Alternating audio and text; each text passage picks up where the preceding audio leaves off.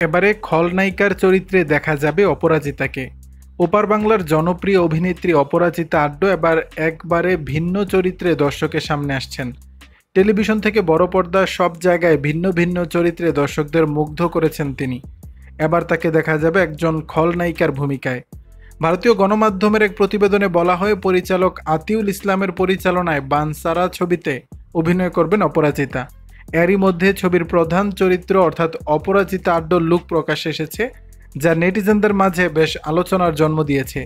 আতিউল ইসলাম গণমাধ্যমকে বলেন, এই ছবিতে প্রতিটি চরিত্রের আলাদা আলাদা স্তর রয়েছে। ছবিতে মোট 3টি গান রয়েছে। শুধু তাই নয়, অভিনেত্রী অপরাজিতা আড্ড এবং বনি সেনগুপ্তকে এই ছবিতে দেখলে দর্শক চমকে যাবেন। তার কথায়, ছবিতে অপরাজিতা আড্ডর ছোটবেলার চরিত্রে অভিনয় করেছেন তানিশী মুখোপাধ্যায়।